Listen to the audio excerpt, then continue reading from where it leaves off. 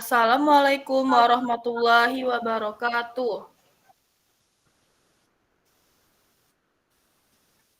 Kami dari kelompok 24 akan mempresentasikan materi yang pertama, yaitu ada aturan hukum Undang-Undang ITE.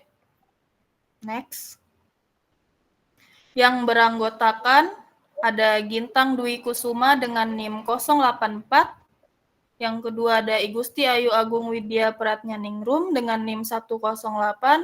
Saya Hayahania dengan NIM 109. Dan yang terakhir ada Idewa Gede Nati Sendu Suryanata dengan NIM 155. Next. Langsung aja kita masuk ke materi yang pertama, yaitu ada hubungan hukum dan teknologi. Definisi hukum bisa berbeda-beda menurut para ahli, sehingga tidak ada definisi yang pasti mengenai hukum. Berikut beberapa definisi menurut para ahli. Yang pertama yaitu peraturan mengenai tingkah laku manusia dalam pergaulan masyarakat. Yang kedua, peraturan itu diadakan oleh badan-badan resmi yang berwajib. Ketiga, peraturan itu bersifat memaksa. Dan yang keempat, sanksi yang tegas terhadap pelanggaran peraturan tersebut. Aturan yang digunakan untuk mengatur bagaimana masyarakat menggunakan teknologi informatika disebut sebagai hukum Mayantara atau cyber law. Hukum Mayantara ini hanya berlaku untuk semua kegiatan manusia yang terhubung dengan internet. Dengan kata lain, hukum Mayantara tidak bisa diterapkan untuk semua kegiatan manusia yang tidak terhubung dengan internet. Di sini, seolah-olah ada dua dunia, yaitu real world dan cyber world atau dunia maya. Next.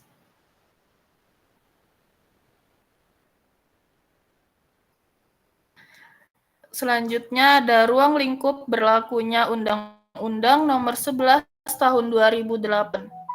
Ruang lingkup berlakunya Undang-Undang ITE diatur dalam Pasal 22 Undang-Undang ITE sebagai berikut. Undang-undang ini berlaku untuk setiap orang yang melakukan perbuatan hukum sebagaimana diatur dalam undang-undang ini, baik yang berada di wilayah hukum Indonesia maupun di luar wilayah hukum Indonesia, yang memiliki akibat hukum di wilayah hukum Indonesia atau di luar wilayah hukum Indonesia dan merugikan kepentingan Indonesia. Penjabaran Pasal 2 Undang-Undang ITE adalah sebagai berikut. 1. Setiap orang yang dimaksud dalam Pasal 2 di atas meliputi warga negara Indonesia maupun warga negara asing. Yang kedua, perbuatan hukum adalah perbuatan yang dapat menimbulkan akibat hukum. Perbuatan tersebut bisa menimbulkan hak dan atau kewajiban. Yang ketiga, wilayah hukum Indonesia meliputi juga di dalamnya Kedutaan Besar Republik Indonesia yang ada di luar negeri, pesawat udara Indonesia maupun kapal Indonesia di luar negeri. Next. Selanjutnya dibacakan oleh Widya. Selanjutnya ada asas pemanfaatan teknologi informasi dan transaksi elektronik dilaksanakan berdasarkan asas. Yang pertama, asas kepastian hukum, berarti landasan hukum bagi pemanfaatan teknologi informasi transaksi elektronik segala sesuatu yang mendukung penyelenggaraannya yang mendapatkan pengakuan hukum di dalam dan di luar pengadilan. Yang kedua, asas manfaat, berarti asas bagi pemanfaatan teknologi informasi dan transaksi elektronik diupayakan untuk mendukung proses berinformasi sehingga dapat meningkatkan kesejahteraan masyarakat. Yang ketiga ada asas kehati-hatian. Berarti landasan bagi pihak yang bersangkutan harus memperhatikan segenap aspek yang berpotensi mendapatkan kerugian baik bagi dirinya maupun bagi pihak lain dalam pemanfaatan teknologi informasi dan transaksi elektronik.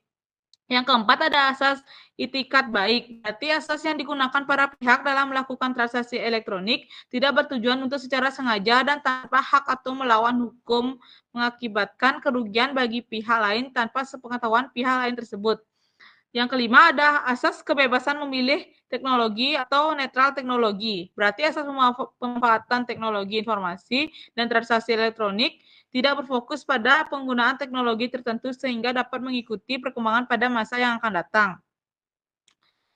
Selanjutnya ada tujuan pemanfaatan teknologi. Yang pertama itu ada mencerdaskan kehidupan bangsa sebagai bagian dari masyarakat informasi dunia.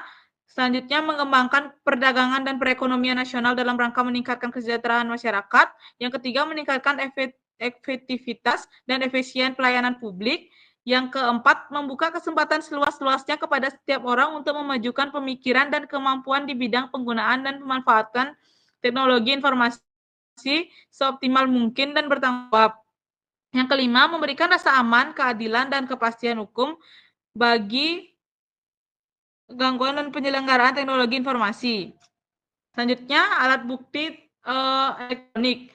Berdasarkan pasal 5 UU IT, dinyatakan bahwa informasi elektronik dan atau dokumen elektronik dan atau hasil cetakannya merupakan alat bukti hukum yang sah untuk memberikan kepastian hukum. Selanjutnya dilanjutkan oleh Dode.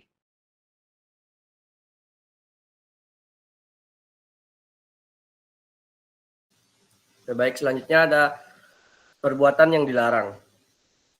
Undang-Undang ITE mengatur perbuatan-perbuatan yang tidak boleh dilakukan di dunia maya, disertai ancaman pidananya sebagai berikut.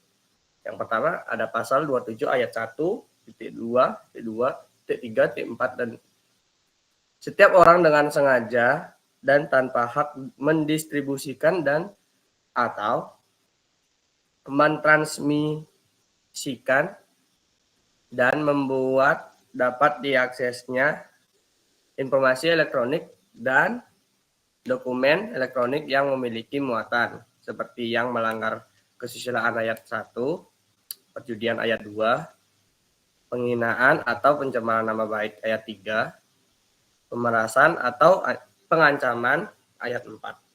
Next, slide selanjutnya. Ada 2, pasal 28. Setiap orang dengan sengaja dan tanpa hak menyebarkan berita bohong dan menyesatkan yang mengakibatkan kerugian konsumen dalam transaksi elektronik ayat 1. Informasi yang ditunjukkan untuk menimbulkan rasa kebencian atau permusuhan individu atau kelompok masyarakat tertentu berdasarkan atas suku, agama, ras, dan antar golongan. Ayat kedua. Yang ketiga ada pasal 29. Setiap orang dengan sengaja dan tanpa hak mengirimkan informasi elektronik atau dokumen elektronik yang berisi ancaman kekerasan atau menakut-nakuti yang ditunjukkan secara pribadi. Termasuk di dalam pasal 29 adalah perundungan di dunia cyber atau bisa disebut cyber bullying yang mengandung unsur ancaman kekerasan atau menakut-nakuti dan mengakibatkan kekerasan fisik, psikis, atau kerugian material. Next, selanjutnya.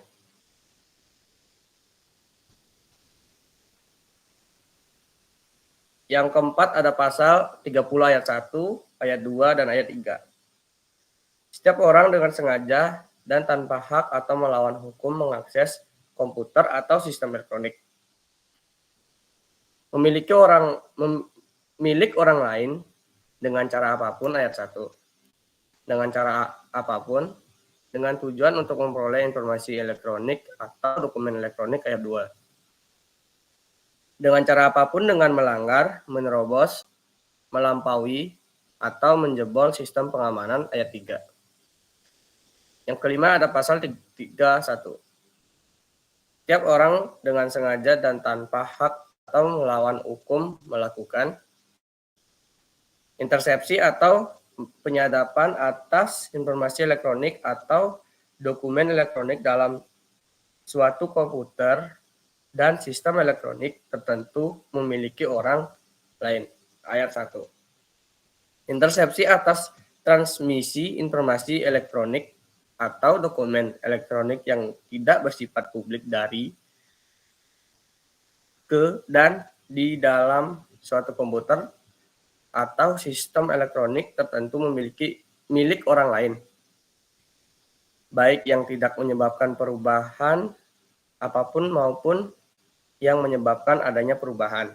penghilangan, dan penghentian informasi elektronik atau dokumen elektronik yang sedang ditransmisikan ayat kedua. Dan selanjutnya dijelaskan oleh Bintang.